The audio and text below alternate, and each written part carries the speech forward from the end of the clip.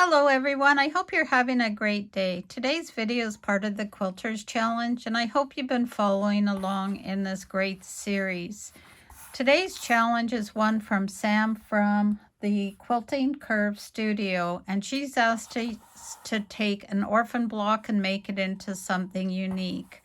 So I went through some of my projects and I did a pattern test for this. I've got a mountain of hearts that will eventually end up in something. I've got a bucket of hexagons. I haven't quite mastered sewing those together, so I'm not going to use any of those. I also have some blocks that I did from the National Quilt Museum Challenge a few years ago, and I decided I'm not going to use those. So what I've decided to do is use one of the blocks that were already in the challenge, and it is the denim one that Kelly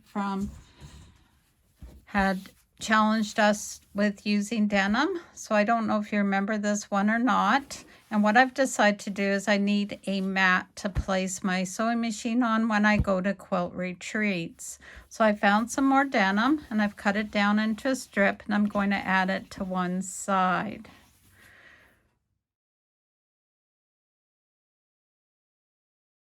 Hello, I'm Sam Alberts at Quilting Curves Studio.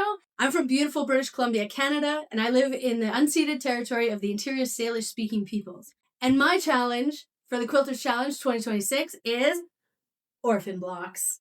I challenge you to make something out of all of the orphan blocks. The ones you've made yourself, the ones you've acquired, and maybe some of the ones that are in the back of the closet that you've really tried to forget about. So grab those orphan blocks, big and small, and let's go stitch. So this is currently measuring 15 unfinished by 21, which is a perfect size. I take my featherweight with me, so it will sit like this. And then on the side here, I'll be able to have my little chicken pin cushion. And then I have a thread catcher that will hang down over the side with the chicken holding it in place. So I decided, would I put padding in here? No, I don't need to. And what I have is I have some leftover toweling.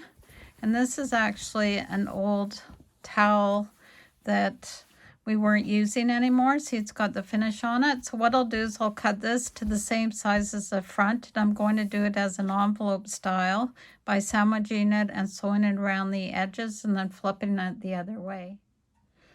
So I have this terry toweling all trimmed to size, so all I'll do is I'll put this with my block with right sides together.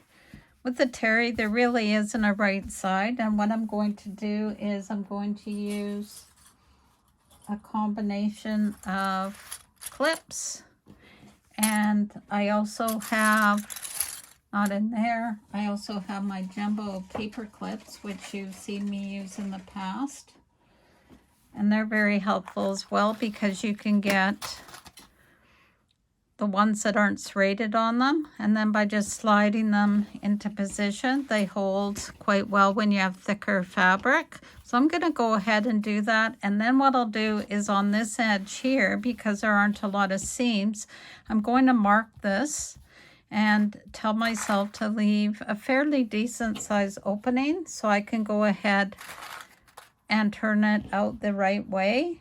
And when you do that, you don't want to do it right at a corner because then that is harder to deal with. And I think that will be about the right size there. Now that I have the back and the front sewn together, they're still wrong sides facing out. I'm just showing you how I did grade the corners. I'm not expecting perfect corners because this is really bulky. And I do have my opening here.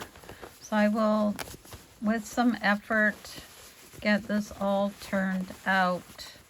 And then for pushing out the corners, I do have, this is a cheapy turning plastic Debee I got. I think somebody gave it to me. And then it works pretty good, but it is pretty thick on the end. And then I also like to use these skewers that I got at the dollar store, and these are one of my favorite ways of doing it. So let me show you or get this done, and then I'll join you back here.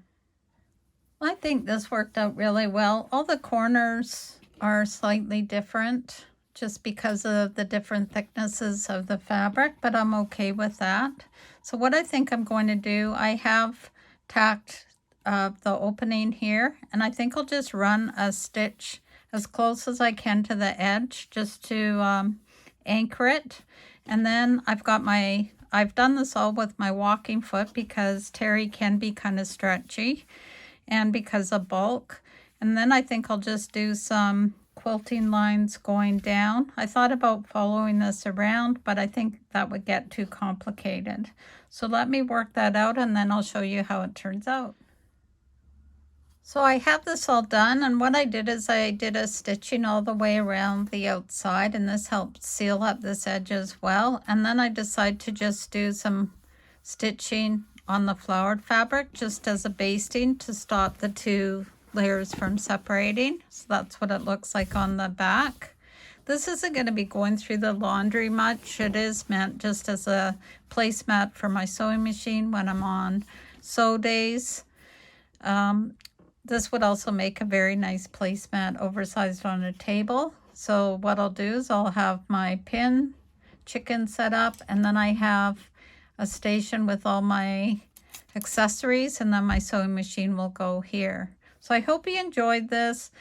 Don't forget to check out all the other content creators because this has been a lot of fun. I do have a list in the video description, and if you're interested in making this, I'll give a reference to what video this was also in. I know it is the denim challenge and the Quilters circle challenge. So until next time, sew safely and sew with Debee. Have a great day and bye for now.